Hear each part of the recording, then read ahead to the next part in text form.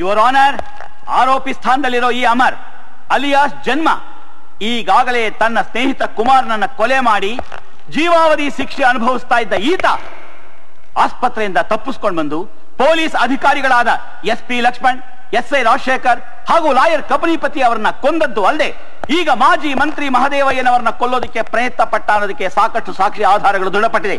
ಅದರಿಂದ your honour, ಈ ಆರೋಪಿಗೆ ನ್ಯಾಯಾಲಯವು ಯಾವ ರೀತಿಯಾದ ಕನಿಕರವನ್ನು ತೋರಿಸದೆ ಉಗ್ರವಾದ ಶಿಕ್ಷೆಯನ್ನೇ ಕೊಡಬೇಕು ಅಂತ ಮನವಿ ಮಾಡ್ಕೊಳ್ತಾ ಇದ್ದೀನಿ. ಮಿಸ್ಟರ್ ಅಮರ್, ಇದರ ಬಗ್ಗೆ ನೀವೇನ್ ಹೇಳ್ತೀರಾ? ನಾನು ಕೊಲೆ ಮಾಡಲಿಲ್ಲ ಸರ್, ನನ್ನ ಕರ್ತವ್ಯ ಮಾಡಿದೆ. ಮಿಸ್ಟರ್, ಇಲ್ಲಿ ನಾವು ಕೇಳೋ ಪ್ರಶ್ನೆಗೆ ಉತ್ತರ ಕೊಡಬೇಕೆ ವಿನಃ ನೀವು ನಮ್ಮನ್ನೇ ಪ್ರಶ್ನೆ ಮಾಡಬಾರ್ದು. ನಾನು ಅಪರಾಧಿ ಅಂತ ಪ್ರೂವ್ ಮಾಡೋಕೆ ನೀವು ಪ್ರಶ್ನೆ ಕೇಳೋ ಹಾಗೆ ನಾನು ನಿರಪರಾಧಿ ಅಂತ ಪ್ರೂವ್ ಮಾಡ್ಕೊಳ್ಳೋಕೆ ನಿಮ್ಮನ್ನ ಪ್ರಶ್ನೆ ಕೇಳಬಾರ್ದಾ? ನಾನು ಕೊಲೆಗಾರ ಆಗೋದಕ್ಕೆ ಕಾರಣ ಯಾರು? ಈ ಕೋರ್ಟು, ಈ ಕಾನೂನು. ಪೊಲೀಸ್ ಆಫೀಸರ್ ಆಗಬೇಕು ಅಂತ ಆಸೆ ಹೊತ್ತಿದ್ದ ನನ್ನ ಸ್ನೇಹಿತನ ಹತ್ರ 1 ಲಕ್ಷ ರೂಪಾಯಿ ಲಂಚ ತಗೊಂಡು ಅವನ ಲಾಕಪ್ ಅಲ್ಲಿ ಹೊಡೆದು ಸಾಯಿಸಿದ್ರು. ಅದಕ್ಕೆ ಸಂಬಂಧಪಟ್ಟ ಸಾಕ್ಷಿ ನಾನು ಪೊಲೀಸ್ನವ್ರು ಕೊಟ್ಟಿದ್ದಕ್ಕೆ ಈ ನ್ಯಾಯಾಲಯ ನಾನು ಕೊಟ್ಟಿದ್ದೇನು? Doctor ಸರ್ಟಿಫಿಕೇಟಾ, engineer ಸರ್ಟಿಫಿಕೇಟಾ? ಕೊಲೆಗಾರ ಅನ್ನೋ ಸರ್ಟಿಫಿಕೇಟ್ ಕೊಟ್ಟು ಜೀವವಾದ ಶಿಕ್ಷೆ ವಿಧಿಸಿದ್ರು. ಅದಕ್ಕೆ ನಾನು ಅವ್ರನ್ನ ಕೊಂದೆ. ನಾನು ಅವ್ರನ್ನ ಕೊಲ್ಲದೆ ಹೋಗಿದ್ರೆ ಇಂಥ ಎಷ್ಟೋ ಜನ ಅಮಾಯಕರನ್ನ ಕೊಂದು ಅದಕ್ಕೆ ಲಾಕಪ್ ಡೆತ್ ಅನ್ನೋ ಹೆಸರು ಕಟ್ತಾ ಇದ್ರು. ಹೇಳಿ ಸರ್, ಇಂಥ ವಿಷ ಜಂತುಗಳನ್ನ ನಾನು ಕೊಂದ ತಪ್ಪ? ಅದರ ಬದಲು ನೀವು ಅವರನ್ನ ಕೋರ್ಟ್ಗೆ ತಂದು ಒಪ್ಪಿಸಿದ್ರೆ ನಾವು ಎನ್ಕ್ವೈರಿ ಕಮಿಷನ್ ನೇಮಕ ಮಾಡಿ ಕೂಲಂಕುಷವಾಗಿ ವಿಚಾರಣೆ ಮಾಡಿ ನಿಮಗೆ ನ್ಯಾಯವನ್ನ ದೊರಕಿಸ್ಕೊಡ್ತಾ ಇದ್ವಿ. ನಿಮ್ಮ ಈ ಕಮಿಷನ್ ಇಂದ ಎಷ್ಟು ಜನಕ್ಕೆ ಶಿಕ್ಷೆ ಆಗಿದೆ, ಎಷ್ಟು ಜನಕ್ಕೆ ನ್ಯಾಯ ಸಿಕ್ಕಿದೆ? ಅಂಗನವಾಡಿ ಕಾರ್ಯಕರ್ತನ ಅತ್ಯಾಚಾರ ಮಾಡಿ ಸಾಯಿಸ್ತಾರಲ್ಲ, ಅವ್ರಿಗೆ ಯಾವ ಶಿಕ್ಷೆ ಕೊಟ್ರಿ? ಪ್ರಭುದೇವನ ಕಾರ್ಮಿಕನ ಸ್ವಿಮ್ಮಿಂಗ್ ಪೂಲ್ ನಲ್ಲಿ ಕೊಂದ ಪೊಲೀಸ್ ಆಫೀಸರ್ಗೆ ಯಾವ ಶಿಕ್ಷೆ ಕೊಟ್ರಿ? ಅಷ್ಟದನ್ನ ಲಾಯರ್ನ ಕೊಲೆ ಮಾಡಿದ ರೌಡಿಗಳನ್ನ ಪೊಲೀಸರ CBI ತಂದು ಕೋರ್ಟಲ್ಲಿ ನಿಲ್ಲಿಸ್ತಾರಲ್ಲ, ಅವರೆಲ್ಲ ಏನಾದ್ರು? ಕರುಣಾಕರನ ಹುಡುಗನ್ನ ಲಾಕಪ್ ಅಲ್ಲಿ ಹೊಡೆದು ಸಾಯಿಸ್ತಾರಲ್ಲ, ಅವ್ರಿಗೆ ಯಾವ ಶಿಕ್ಷೆ ಕೊಟ್ರಿ? ನಿಮ್ಮ ಈ ಕೋರ್ಟ್ಗೆ, ಈ ಸರ್ಕಾರಕ್ಕೆ, ಅಧಿಕಾರದಲ್ಲಿರೋರಿಗೆ ಶಿಕ್ಷೆ ಕೊಡೋ ತಾಕತ್ತಿಲ್ಲ ಸರ್, ಇಲ್ಲ. ಕೋರ್ಟ್ಗೆ ಹಿರಿಯ ಕಿರಿಯ ಅನ್ನೋ ಭೇದ ಭಾವ ಇಲ್ಲ. ಸರಿಯಾದ ಸಾಕ್ಷಿ ಆಧಾರ ಇಲ್ಲದೆ ಇರೋದ್ರಿಂದ ಅವರಿಗೆ ಶಿಕ್ಷೆ ಆಗಲಿಲ್ಲ. ಎಲ್ಲಿವರೆಗೂ ಶ್ರೀಮಂತರು ತಾವು ಇಟ್ಕೊಂಡಿರೋ ವೇಷ ಇರ್ತಾರ, ಸಾಕ್ಷಿನ ದುಡ್ಡಿನ ಹೊತ್ತಿಗೆಯಲ್ಲಿ ಓದ್ಕೊಂಡು ಮಲಗಿರ್ತಾರೋ ಅಲ್ಲಿವರೆಗೂ ನಮ್ಮಂತವ್ರಿಗೆ ನ್ಯಾಯ ಸಿಗಲ್ಲ. ನಿಮಗೆ ನ್ಯಾಯ ಸಿಕ್ಕಿದ್ರೆ ನಿಮ್ಮಿಂದ ಕೊಲೆಯಾದವ್ರನ್ನ ವಾಪಸ್ ತಂದ್ಕೊಡಕ್ಕಾಗತ್ತಾ? ಅವ್ರಿಗೆ ಮುಂಚೆ ಸತ್ತವರು ನನ್ನ ತಾಯಿ, ತಂಗಿ, ಸ್ನೇಹಿತ. ನಿಮ್ಗಾಗ್ಲಿ ನಿಮ್ ಕೋರ್ಟ್ಗಾಗ್ಲಿ ಅವ್ರನ್ನ ವಾಪಸ್ ತಂದ್ಕೊಡಕ್ಕಾಗುತ್ತಾ? Mister Amar, mind your language. ಕೋರ್ಟಿನ ಬಗ್ಗೆ, ಸರ್ಕಾರದ ಬಗ್ಗೆ ಇಷ್ಟು ಕೇವಲವಾಗಿ ಮಾತಾಡಬಾರ್ದು. ನ್ಯಾಯ ಸಿಗದೆ ಇದ್ದಾಗ ಸರ್ಕಾರ ತಟ್ಟಿ ಕೇಳೋ ಅಧಿಕಾರ ನಮಗಿದೆ ಸರ್. ಬಡವ್ರ ಕಣ್ಣೀರು ಒರ್ಸಕ್ಕಾಗದೆ ಇರೋ ಈ ಕಾನೂನು, ಈ ನ್ಯಾಯಾಲಯ ನಮಗೆ ಬೇಕಾಗಿಲ್ಲ. ಸರ್ಕಾರ ಏನು ಆಕಾಶದಿಂದ ಇಳಿದು ಬಂದಿಲ್ಲ. ಜನರು ಕೊಟ್ಟರು ಅಧಿಕಾರ, ಅವ್ರು ಕೊಟ್ಟರು ಅಧಿಕಾರನ ನೀವು ಲಾಯರ್ ಆಗಿರೋದು, ನೀವು ಜಡ್ಜ್ ಆಗಿರೋದು. ಅದೇ ಜನ ಇವತ್ತು ನನ್ನ ಅಪರಾಧಿ ಅಂತ ಹೇಳಿ ನಾನು ಒಪ್ಕೋತೀನಿ. ನೀವು ಕೊಲೆ ಮಾಡಿಬಿಟ್ಟು ಜನ ಅದನ್ನಿಲ್ಲ ಅಂದ್ರೆ ನಾವು ಒಪ್ಕೊಂಡ್ಬಿಡ್ಬೇಕಾ? ಯಾಕೆ ಸರ್ ಒಪ್ಕೊಳಕ್ಕಾಗಲ್ಲ?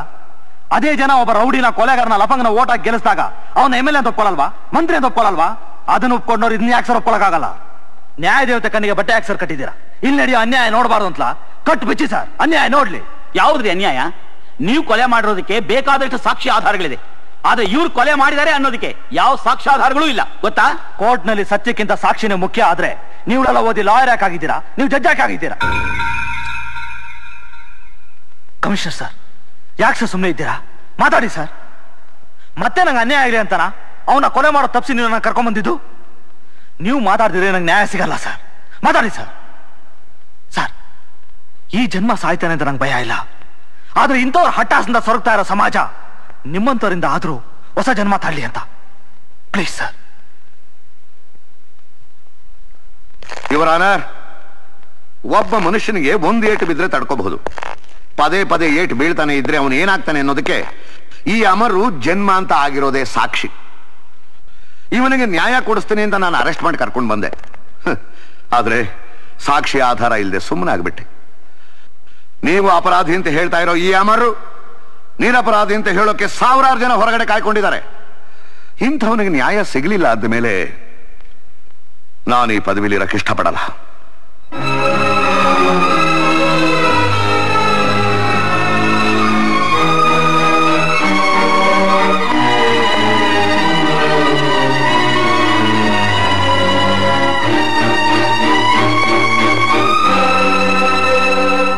ಯುವರ್ ಆನರ್, ಕೋರ್ಟ್ ಮುಖ್ಯವಾಗಿ ಬೇಕಾಗಿರೋದು ಸಾಕ್ಷಿ ಆಧಾರಗಳು ಅಂತ ತಮಗೂ ಗೊತ್ತೇ ಇದೆ. ಇನ್ನು ಮುಂದಿನ ನಿರ್ಧಾರ ತಮಗೇ ಸೇರಿದ್ದು.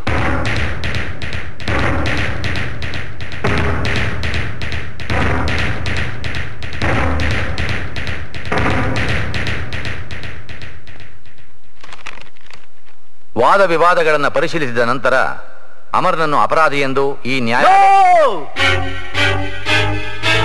ಅಪರಾಧಿ ಜನ್ಮ ಅಲ್ಲ ಯುವರ್ ಆನರ್, ಮಂತ್ರಿ ಮಹಾದೇವಯ್ಯ. ನೀವು ಹೇಳೋದು ಏನೇ ಇದ್ರೂ ಈ ಕಟಕಟಿಗೆ ಬಂದು ಹೇಳಿ. ನಿಮ್ಮ ತೀರ್ಪಲ್ಲಿ ನ್ಯಾಯ ಇಲ್ಲ. ಎಷ್ಟೋ ಜನ ಅಮಾಯಕರಿಗೆ ಕೆಲಸದ ಆಸೆ ತೋರಿಸಿ ಲಂಚ ತಗೊಂಡು ಕೆಲಸನೂ ಕೊಡಿಸದೆ ಅವ್ರು ತಿರುಗಿ ಬಿದ್ದಾಗ ಅವ್ರನ್ನ ಸಾಯಿಸಿ ಅದಕ್ಕೆ ಲಾಕಪ್ ಡೆತ್ ಅನ್ನೋ ಬಣ್ಣ ಕಟ್ಟಿದ್ದಾನೆ. ನಾವು ದೇವರು ಅಂತ ಪೂಜೆ ಮಾಡೋ ಸರಸ್ವತಿನ ಹಣದಾಸೆಗೆ ಮಾರ್ಕೆಟ್ ನಲ್ಲಿ ಮಾರೋ ವಸ್ತು ತರ ಮಾರೋ ಇವನು ನಿರಪರಾಧಿನ. ಇಂಥವ್ರು ಬದುಕಿದ್ರೆ ಲಂಚ ಅನ್ನೋ ಪದ ಎಲ್ಲಾ ಕಡೆ ತುಂಬಿ ವಿದ್ಯಾರ್ಥಿಗಳು ವಿದ್ಯೆನ ವರ ಅಂತ ತಿಳ್ಕೊಳ್ಳೋ ಸರ್, ಶಾಪ್ ಅಂತ ತಿಳ್ಕೊತಾರೆ. ಈ ಅಮರ್ ಜನ್ಮ ಅನ್ನೋ ರೂಪ ತಾಳ್ದ, ತನ್ನ ತಾಯಿ ತಂಗಿನ ಕಳ್ಕೊಂಡು ಹೋರಾಡ್ದ. ಯಾರಿಗೋಸ್ಕರ? ನಿಮಗೋಸ್ಕರ, ನಮಗೋಸ್ಕರ, ಈ ಜನತೆಗೋಸ್ಕರ. ಅಂತವನೇ ನೀವು ಅಪರಾಧಿ ಅನ್ನೋದಾದ್ರೆ ಇಂಥ ಏನೇನ್ಬೇಕು? ಮಿಸ್ಟರ್, ನ್ಯಾಯಾಲಯದಲ್ಲಿ ಮರ್ಯಾದೆ ಇಲ್ಲದೆ ಮಾತಾಡಬೇಡಿ. ಯಾರಿಗೆ ಸರ್ ಮರ್ಯಾದೆ? 100 ಜನರನ್ನ ಸುಲಿಗೆ ಮಾಡ್ತಾ ಸರ್ವಾಧಿಕಾರ ನಡೆಸೋ ಇಂಥವ್ರಿಗೆ ಮರ್ಯಾದೆ ಅಲ್ಲ, ಮರಣದಂಡನೆ ಕೊಡ್ಬೇಕು. ನ್ಯಾಯಾಲಯಕ್ಕೆ ತನ್ನದೇ ಆಗಿರತಕ್ಕಂತ ನೀತಿ ನಿಯಮಗಳಿವೆ. ಅದನ್ನ ನೀವು ಹೇಳಿದ್ರಿ ಅಂತ ಬದಲಿಸೋದಕ್ಕೆ ಸಾಧ್ಯ ಇಲ್ಲ. ನೀವು ಬದಲಾಯಿಸಿದ್ರು ನಾನ್ ಬದಲಾಯಿಸ್ತೀನಿ. ಇದುವರೆಗೂ ಯಾವ ಕೋರ್ಟು ಕೊಡದೇ ಇರೋ ತೀರ್ಪನ್ನ ಜನತೆ ಪರವಾಗಿ ನಾನು ಕೊಡ್ತೀನಿ. ನೋ. ಎಸ್,